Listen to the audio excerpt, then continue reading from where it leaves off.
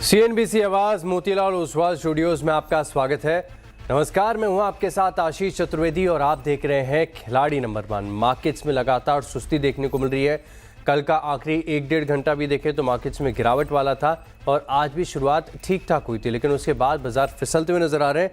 अब almost day लो के करीब है, गिरावट है तकरीबन 50 अंकों की, ज़्यादा नहीं है। बैंक निफ्टी की बात करें तो इसने भी अपने गेंस को गिव अप किया है। अब 140 अंकों का कट यहाँ पर आपको नजर आएगा। स्मॉल कैप और मिड कैप का हाल जान लेते हैं। मिड कैप को अगर आप देखें तो फिलहाल यहाँ पर भी 255 अंकों की गिरावट आपको देखने को मिल रही है। ये तो बिल्कुल डे लो पर ही है। और स्मॉल कैप, इसमें भी एक्शन आप देखें तो डे लो का ही देखने को मिल रहा है। स्टैट्स के लिहाज से मार्केट में 9-15 के बाद से उतार चढ़ाव लगातार हुए थे, लेकिन अब बेयर्स की बाजी भारी पड़ रही है। 1840 ऐसे हैं जहां पर आपको गिरावट देखने को मिलेगी और उनसे आधे 938 ऐसे हैं जहां पर आप देख सकते हैं कि खरीदारी के साथ कारोबार है। दोनों के बीच में डिफरेंस काफ़ी ज़्यादा है। अब तेज़ी कहां से आ रही है? SBI का चार्ट बढ़िया लग रहा है। एक्सिस बैंक कल गिरावट आई थी, आज रिकवर करने का प्रयास है। आयशर है, TCS खबरों के बीच में फोकस में रहेगा। ICICI बैंक में वहीं गिरावट देखने को मिल रही है। HDFC भी नीचे, दिग्गज L&T कट बना रहा है और M&M यहाँ पर भी देखें तो 5 अंकों का दबाव बना रहा है। निफ्टी की स्थिति तो भी कंपैरेटिवली बेहतर है, बैंक्स का सपोर्ट आ रहा है। वहीं बात करें बैंक निफ्टी की तो सेम तस्वीर है, सिर्फ बैंक ऑफ बड़ौदा और PNB तेजी की तरफ जोड़ लीजिए और गिरावट में आपको मिल जाएंगे इंडसइंड बैंक और कोटक महिंद्रा बैंक। ओवरऑल अगर आप देखें तो मार्केट थोड़ी सी सुस्ती में विद इन नेगेटिव बायस, लेकिन इस हफ्ते की शुरुआत से लगातार बड़े इंटरेस्टिंग ट्रेंड्स देखने को मिल रहे हैं।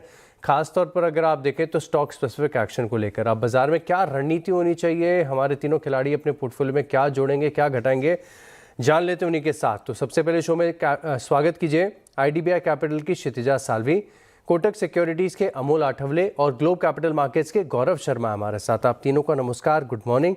क्षितिजा जी, आपके साथ शुरुआत करें मार्केट के एक चेक के साथ। एक काम करते हैं, इससे पहले देख लेते हैं कि कल तक की परफॉर्मेंस क्या कहती है। 3:30 बजे तक हमारे तीनों खिलाड़ियों का परफॉर्मेंस कैसा रहा? क्षितिजा जी के पोर्टफोलियो में 2% की गिरावट, अमोल आठवले के पोर्टफोलियो में पेन ज़्यादा है, अब -2.7%, ऑलमोस्ट 3% आप समझ लीजिए। वहीं गौरव शर्मा का जो पोर्टफोलियो है ये एक्सेल कर रहा है, आउट परफॉर्म कर रहा है 4.4% के गेंस के साथ। तो मिलीजुली तस्वीर यहाँ पर प्रदर्शन में देखने को मिल रही है। क्षितिजा जी, ध्यान में रखते हुए कि आपका पोर्टफोलियो 2% नीचे है, आज के सत्र के लिए क्या रणनीति आपकी? स्टॉक स्पेसिफिक एक्शन की राय रहेगी। तो मेरा जो पहला स्टॉक रहेगा वो सेंचुरी प्लाई का स्टॉक रहेगा, जो कि 10 EMA से आज बाइंग आई है और अच्छा खासा रैली के बाद 2 दिन का करेक्शन के बाद आज फिर से बाइंग आई है। तो 833 के अराउंड बाय की सलाह रहेगी। 819 का स्टॉप लॉस रहेगा और 870 का टारगेट रहेगा सेंचुरी प्लाई के लिए। 819 का स्टॉप लॉस, 870 का टारगेट सेंचुरी प्लाई, ये स्टॉक पहला बता दिया है। यहाँ पर आप रखिएगा खास फोकस और 819 रुपये का स्टॉप लॉस लगाना है आपको। अभी काम करते हैं, अब क्योंकि स्टॉक तो आपने बता ही दिया तो एक बार आपके पोर्टफोलियो पर भी नज़र डाल लेते हैं कि कौन से स्टॉक्स हैं आपके पास और क्या फेरबदल यहाँ पर देखने को मिला। तो टाटा कंज्यूमर प्रोडक्ट्स ये होल्ड है, एस्ट्रल ये भी होल्ड है। एग्जिट आपने CUB को कर लिया तो आपके पास 2 ओपन पोजीशन, एक ही का स्कोप बचता था जो स्टॉक आपने शेयर कर दिया है। अब एक काम करते हैं, अमोल जी के पास चलते हैं। Amol ji, small cap, mid cap, Nifty bank, चारों इंडिसेस में अगर आप देखें तो गिरावट है, कल की भी वीकनेस है और मार्केट में कुछ पॉकेट्स ऐसे हैं जहाँ पर गिरावट थोड़ी सी गहरा रही है। इस चीज़ को ध्यान में रखते हुए आपके पोर्टफोलियो में भी -2.7% के नेगेटिव रिटर्न्स हैं। क्या रणनीति, क्या स्ट्रैटेजी आज के लिए? जी नमस्ते एंड गुड मॉर्निंग। मार्केट काफी वोलाटाइल है, जो इंपॉर्टेंट सपोर्ट्स लेवल थे वहां पे भी बाइंग मिसिंग रहा। दूसरा, एडवांस डिक्लाइन रेशियो कंसिस्टेंटली खराब होता गया। तो जो भी स्टॉक्स मूव कर रहे थे वो डायरेक्शनल मोमेंटम कहीं ना कहीं मिसिंग था।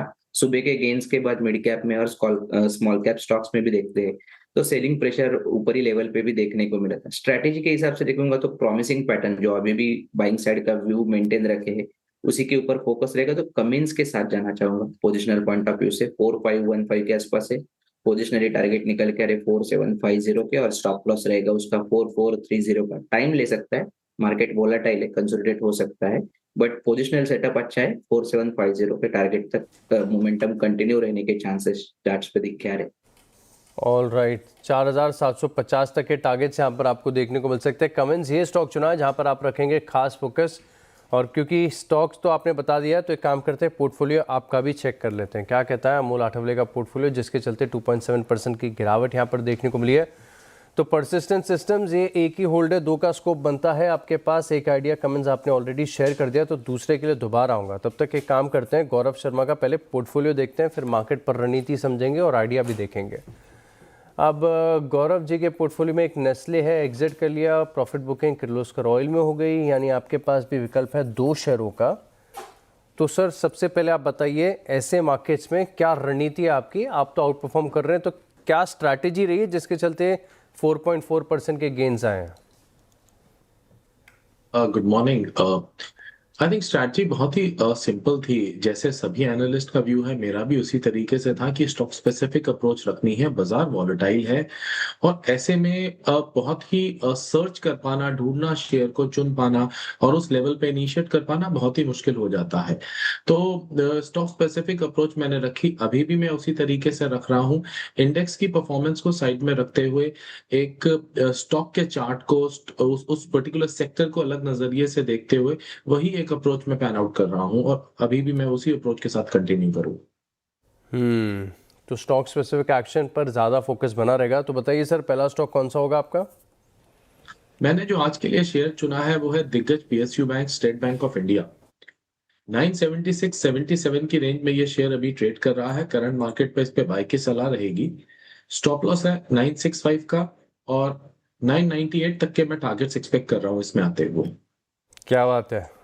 स्टेट बैंक ऑफ इंडिया, यहाँ पर आप कर सकते हैं खरीदारी। 998 तक के टारगेट्स यहाँ पर आपको देखने को मिल सकते हैं। बढ़िया मोमेंटम है और इनफैक्ट आज देखें तो निफ्टी है, बैंक निफ्टी, दोनों में कंट्रीब्यूशन पॉजिटिव साइड पर काफ़ी बढ़िया स्टेट बैंक ऑफ इंडिया की तरफ से देखने को मिल रहा है। तो लेवल्स नोट कर लीजिए, इस स्टॉक में खास एक्शन आपको देखने को मिल रहा है। अब क्योंकि सर आपको 2 आइडियाज़ बताने हैं, तो दूसरा आइडिया भी आप पहले बता दीजिए। भी मैं वेट करूंगा ड्यूरिंग द डे। अभी जिस तरीके से थोड़ा सा एक अपटिक आया, अगर वो कंटिन्यू करता है तो अपना एक नया आइडिया फिर बाय साइड की तरफ देखेंगे, अदरवाइज थोड़ा सा वेट एंड वॉच करेंगे। वेट एंड वॉच की रणनीति अपनाते हुए। वहीं अमूल सर, आपके पास भी विकल्प है 2 शेयरों के लिए, आप ऐड कर रहे हैं या वेट करेंगे? वेट करेंगे, थोड़ा सा रिवर्सल आता है तो फिर ध्यान रहेगा। परफेक्ट, यहाँ पर आप रखेंगे खास फोकस। तो क्षितिजा साल्वी के पास तो स्कोप सर, मैडम के पास सिर्फ एक ही का है, तो यहाँ पर दूसरे की गुंजाइश नहीं है। एक काम करते हैं, मार्केट का एक चेक लेके देखते हैं क्या एक्शन फिलहाल के लिए आपको देखने को मिल रहा है। निफ्टी की बात करें तो गिरावट यहाँ पर साफ है फिलहाल के लिए, no signs of meaningful recovery. तकरीबन 40 अंकों का कट यहाँ पर आपको देखने को मिलेगा। वहीं बात करें अगर आप बैंक निफ्टी की, तो यहाँ पर स्थिति थोड़ी सी कंपैरेटिवली बेहतर है, क्योंकि ऑलमोस्ट 59,000 का इंडेक्स है। सिर्फ 100 अंकों की गिरावट यहाँ पर आपको देखने को मिल रही है। तो सेटअप के लिहाज से थोड़े से साइडवेज विद नेगेटिव बायस के ट्रेड्स यहाँ पर देखने को मिले, लेकिन कुछ स्टॉक्स ऐसे ज़रूर हैं जहाँ पर अगर आप देखें तो ज़बरदस्त एक्शन आपको देखने को मिल रहा है। उनमें से एक है पूरा ऑयल एंड गैस स्पेस, और यहाँ पर ज़बरदस्त एक्शन है। चाहे आप सिटी गैस डिस्ट्रीब्यूशन कंपनीज़ में किसी भी स्टॉक को उठा के देख लें, लेकिन आउट परफॉर्म कर रहा है आईजीएल। इस स्टॉक में आउट परफॉर्मेंस दरअसल क्यों है, क्या खबर है, क्या ब्रोकरेज हाउस का मानना है, एक छोटे से ब्रेक के बाद जानेंगे। तब तक ये काम करते हैं, एक छोटा सा ब्रेक ले लेते हैं।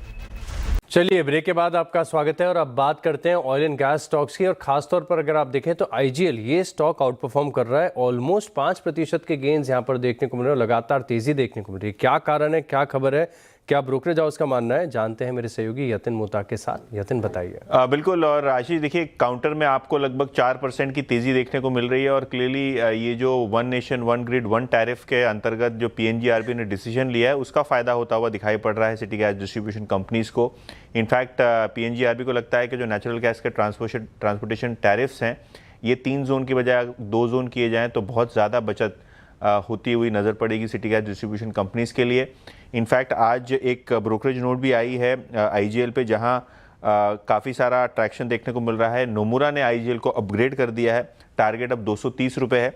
उनको लगता है कि जो मार्जिन है लोअर टैक्स और ट्रांसमिशन टैरिफ्स के कारण, उससे कहीं ना कहीं अर्निंग्स में बढ़त मिलेगी, वॉल्यूम ग्रोथ अच्छा रहेगा और रिस्क रिवॉर्ड रेशियो जो है वो काफ़ी फेवरेबल है, क्योंकि स्टॉक ऊपर के लेवल से काफ़ी करेक्ट हुआ है। तो कहीं ना कहीं ये जो टैरिफ चेंजेस किए हैं सरकार ने और पीएनजीआरबी ने, वो शायद सिटी गैस डिस्ट्रीब्यूशन को फ़ायदा पहुंचाते हुए आईजीएल, एमजीएल, आईजीएल और बहुत सारी कंपनी जैसे गुजरात गैस, इसको फ़ायदा होता हुआ नज़र पड़ रहा है। बिल्कुल, तो बड़ा फ़ायदा देखने को मिल रहा है और सीधे स्टॉक प्राइस में भी फ़ायदा है। 5% की तेज़ी स्टॉक में देखने को मिल रही है। शुक्रिया यतिन हमारे साथ जुड़ने के लिए और विस्तार से जानकारी हमारे साथ शेयर करने के लिए। बढ़िया तेजी है, 4% ऊपर है। गौरव जी, आपसे राय लेना चाहूंगा कि 4-5% के मूव के बाद क्या लग रहा है, स्टॉक और बढ़ सकता है यहाँ से? देखिए, आईजीएल के अंदर यह साल लगभग 5% के करीब का अपटिक जरूर आया है, लेकिन उसके साथ साथ मैं एक और चीज पे ध्यान देने लाऊंगा दर्शकों का, दैट ये एक अंडर परफॉर्मिंग स्टॉक रहा है। एक लंबे समय से इसमें परफॉर्मेंस नहीं आई है, अंडर परफॉर्म करता आ रहा है ब्रॉडर मार्केट्स को भी और अपने पेयर्स को भी। I think it is better कि अभी इसे अवॉइड ही किया जाए। कई और पॉइंट्स भी हैं जो कि ध्यान में रखने चाहिए, जो कि जैसे कि आने वाले समय में harsher winters are expected western side पे, देयरफॉर गैस के प्राइसेस ऑलरेडी बढ़ चुके हैं। इंडिया बीइंग अ कंट्री जो कि पूरी तरीके से आत्मनिर्भर नहीं है गैस के अंदर, और 30% से ज्यादा गैस आज भी इंपोर्ट की जाती है, देयरफॉर ऐसे गैस का भाव बढ़ना नेगेटिव रहेगा डिस्ट्रीब्यूशन कंपनीज के लिए। तो आने वाले क्वार्टर्स में उसका एक इम्पैक्ट नेगेटिव साइड पे देखने को मिल सकता है। देयरफॉर मैं यहाँ पे बाइंग की सलाह नहीं दूंगा। ऑलराइट, तो यहाँ पर फ्रेश खरीदारी करने से बचे। स्टॉक में तेजी आ गई तो इस चीज़ पर फोकस रखेगा। चलिए एक काम करते हैं, एक छोटे से ब्रेक के लिए रुकते हैं। ब्रेक के बाद देखेंगे तीनों खिलाड़ियों का रिपोर्ट कार्ड। चलिए ब्रेक के बाद आपका स्वागत है। अब एक एक करके तीनों खिलाड़ियों का परफॉर्मेंस देख लेते हैं। सबसे पहले क्षितिजा जी का पोर्टफोलियो देखते हैं क्या क्या है इनके पास। तो टाटा कंज्यूमर प्रोडक्ट्स है और सेंचुरी प्लाई है। यहाँ पर देख लेते हैं कि क्या फोकस रहेगा। परफॉर्मेंस के लिहाज से जो स्टॉक्स आपको बताए गए हैं इनमें 1% की तेज़ी टाटा कंज्यूमर है। सेंचुरी प्लाई अभी फिलहाल ऊपर है लेकिन फ्लैट ही चल रहा है। वहीं अमूल आठवले के पोर्टफोलियो की बात की जाए तो परसिस्टेंट सिस्टम में और कमेंस अभी ऐड किया है।